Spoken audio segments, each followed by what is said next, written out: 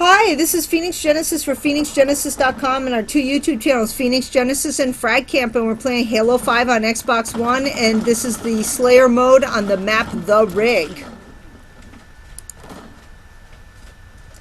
And El Capitan King 1, otherwise known for short as ElCap, is playing on the red team.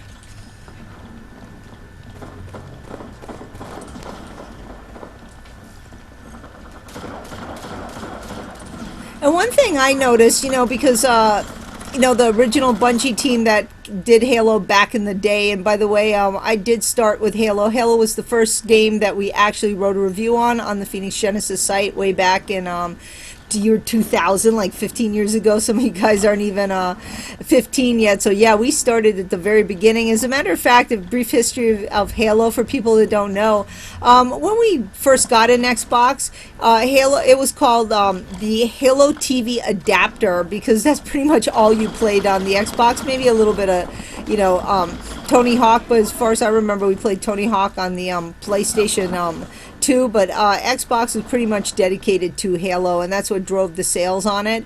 But anyway, I really I love Halo. I just haven't since then owned an Xbox. I really haven't played, so I've been playing a lot of Call of Duty. But the Bungie team that started with Halo kind of migrated over to Activision, did Destiny, and I played a lot of Destiny when it came out. And I noticed that it's so many similarities. I mean, you can still tell how these all these games kind of borrow from each other, and you could, some people like to use the word steal. I say it's more of a homage, and it's just kind of a standardization of what you expect in first-person shooters. And definitely, hands down, the original Bungie set a gold standard for first-person shooters. And of course, now that the original Bungie is doing Destiny, and Activision they're under the wing of Activision, and also Treyarch Infinity Ward and Sledgehammer are under that same umbrella that you're going, with Call of Duty. You're going to also see Call of Duty and kind of look more like Halo in a way too. And actually in a way that's not a bad thing, because if you are a competitive player and you can play competitive Halo and you can play competitive COD, I think it kind of gives you a feel. And if people want to play different games, I really think it's important, if you're going to succeed at playing professional Halo,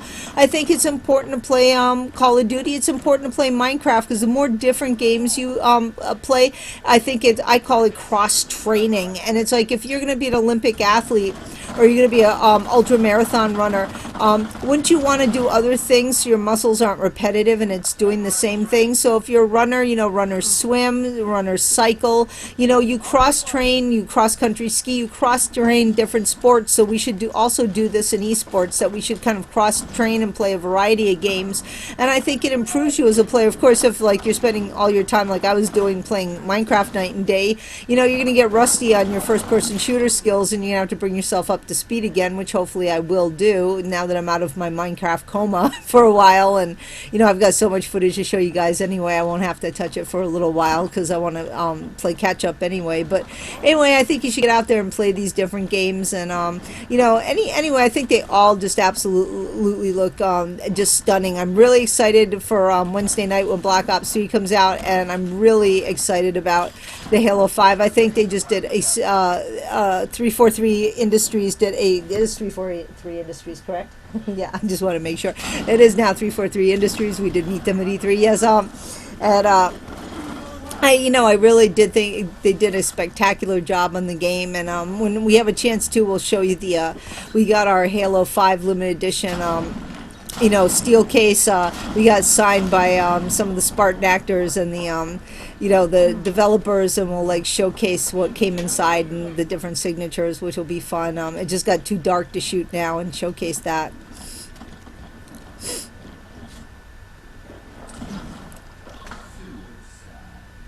Suicide. Now, notice when you fall off a wall in Halo, it's a suicide. But it's as I noticed repeatedly when I fell off the wall doing the wall running in Black Ops 3 beta, it's called. They'll say Phoenix Genesis made a mistake, and it's kind of good. It's kind of good because they don't know how you died, other than the fact that no one shot you. But it doesn't really tell you how that player died. But just when you are playing Black Ops 3 and you see that that someone made a mistake, that means they fell off the wall, and that kind of gives you an indication of what's happening and maybe where they're going to respawn, and especially if they maybe had a flag and capture the flag that they're not, that they don't have it anymore. So I wanted to bring that out. And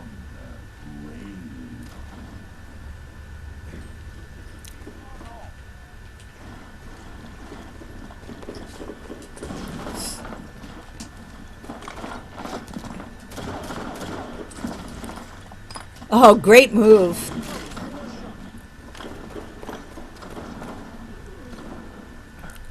And also, what's really amazing with this is, and Black Ops 3 will have this as well, is that you can record all these on the Xbox One in theater mode, which, by the way, you need an internet connection to do that, because it's only saved online, which kind of sucks, because you can't just sit at home with your internet off and like review them. You have to be online. But the theater mode is really amazing, because you can look at other players' perspective, you can look at things at slow motion, you can move across the map and really see what you're doing. So we're gonna do some footage in theater mode, and we'll do actually a video on how to use theater mode. I think that's very, very important.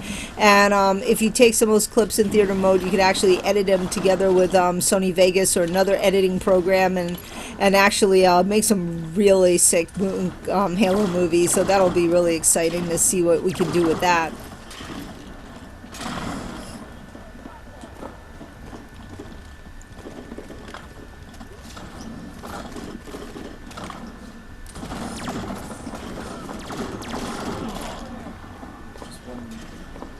Just wanted what I'm doing is that I want to check the routes. Like there's jumping routes that I've been trying to figure out.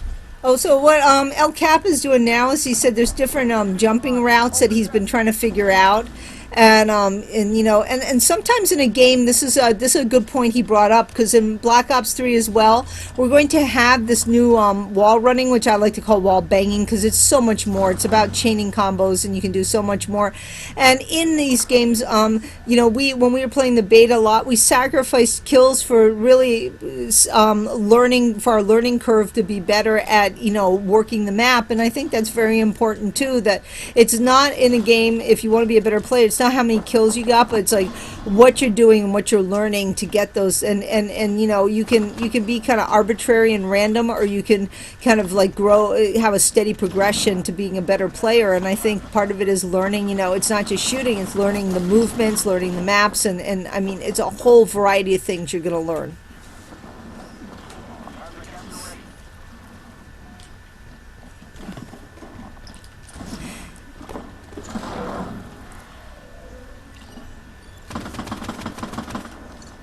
And why were you shooting the wall?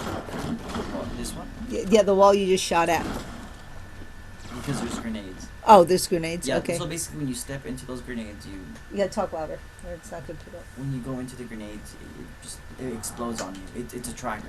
I'm just doing this one because I want to figure out. There's certain things I figured out that had jumpings and stuff. I just want to figure out the jumpings, because in this game you have to learn how to jump. Yeah, and Chris, if you didn't hear him, you have to learn how to jump in this game, and he's just trying to figure out different jumping. So that's it. We're done. I hope you enjoyed